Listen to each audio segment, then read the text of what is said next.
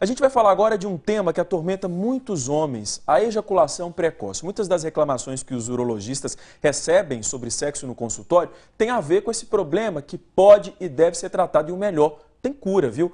Uma dúvida muito comum é, será que a causa é física ou psicológica? Nós convidamos então o Dr. Amintas Arimateia Rosa Júnior para responder essa pergunta e outras para a gente. Muito bom dia, Dr. Amintas. Bom dia, Lidervan. Bom dia a todos. Bom, começo falando então sobre essa questão aí psicológica, se é psicológico, se não é, se é um problema físico, porque muita gente fala da relação com ansiedade, né, nesse caso. Isso. Tem muito a ver. A ejaculação precoce, na verdade, é um tema muito amplo e que não existe um consenso ainda, porque tem tanto os fatores psicológicos, né, realmente relacionados à ansiedade, os fatores circunstanciais, ambientais, como as doenças orgânicas também que podem acontecer.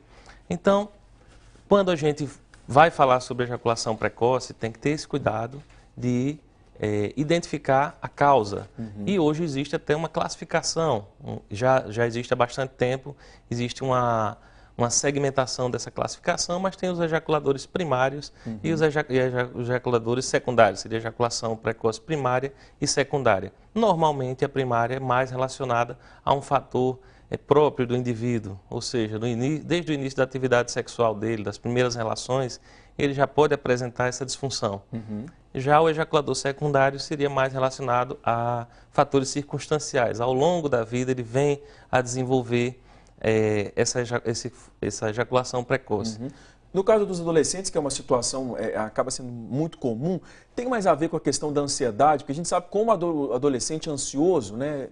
Sim, tem. E, inclusive, uma das coisas que vem sendo estudadas atualmente é a cobrança em se é ejaculador precoce ou não. Porque existe uma medida do tempo de latência entre a atividade do pênis, né, na região vaginal e a ejaculação, que existem jovens que acham que são ejaculadores precoces com tempo de até 30 minutos. Então, relacionado também à imagem, ao seu poder, né, na atividade sexual. E os jovens que iniciam a atividade sexual cedo, ou mal orientado, ou em local inadequado, ou com pessoa inadequada, podem apresentar esse padrão e se rotular como ejaculadores e vai mantendo tipo um efeito cascata, bola de neve, né? Doutor Amintas, já que a gente está falando na questão do tempo, a gente separou aí uma cena de um filme muito conhecido, vamos ver.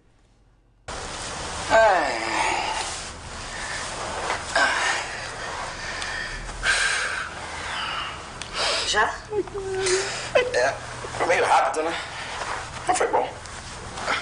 Sabe se ainda tem sorvete na geladeira? Pô, transe inesquecível mesmo, hein? Pra ficar mais gelada, só faltava mesmo um sorvete. Olha, depois não esquece de apagar isso aí, hein? Exterminador. Como vocês descobriram isso?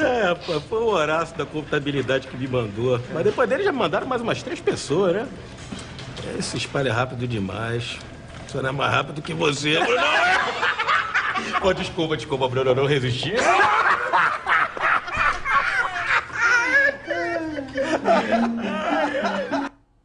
Bom, a gente viu aí o personagem do Bruno Mazzeo, né, resolve filmar a relação, essa relação vaza na internet, aí vira motivo de piada aí com os colegas na empresa dele, ele acaba buscando várias formas de tratamento, até pai de santo aí no filme, para tentar resolver. E o que ele fala, doutor Amintas, justamente essa questão do tempo, que é essa preocupação maior.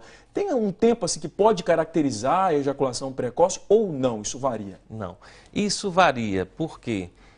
Foram feitos vários estudos, vários grupos começaram a tentar estabelecer um tempo ou até número de incursões vaginais para estabelecer isso. Isso é muito interessante a nível de trabalho, para que você possa comparar dados e estudar o assunto. Mas na prática clínica não. Por quê?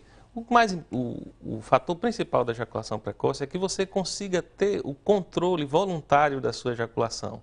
Não necessariamente o tempo de 1 minuto, 5 minutos, desde que isso não lhe cause problemas, tanto para você quanto para sua parceira. Existe hoje uma determinação que um tempo de 1 minuto, né, para baixo seria considerado como ejaculador precoce.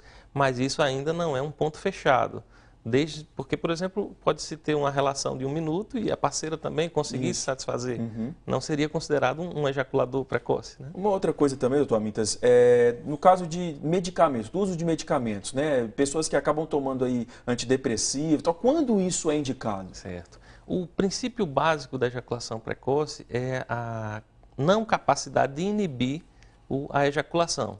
Então, os antidepressivos, como eles causam uma inibição na recaptação da serotonina, que é responsável por esse estímulo, eles acabam prolongando esse tempo. Então, existe uma boa indicação de você fazer o uso do antidepressivo para melhorar a ejaculação precoce. Mas deve ser muito bem orientado e não feito de maneira isolada. Porque, como eu falei antes, os fatores circunstanciais, um relacionamento ruim, doenças na próstata, como prostatite, doenças dos vasos deferentes, doenças neurológicas, cirurgias prévias, podem ocasionar. Então, se você não vê também esse fator, simplesmente a ingesta do antidepressivo vai aumentar durante o tempo, mas não vai resolver o problema de maneira efetiva ou controlar de uma maneira segura.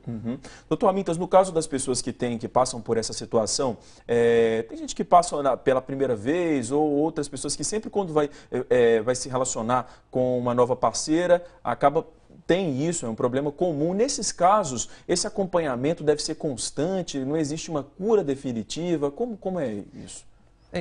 Muito boa pergunta. Na verdade, hoje em dia a gente sempre trabalha mais para que se inicie uma educação sexual, né, mais cedo, adolescentes que procurem o consultório do urologista, ou clínico, ou ginecologista, né, psiquiatra, inclusive para que se oriente essas coisas.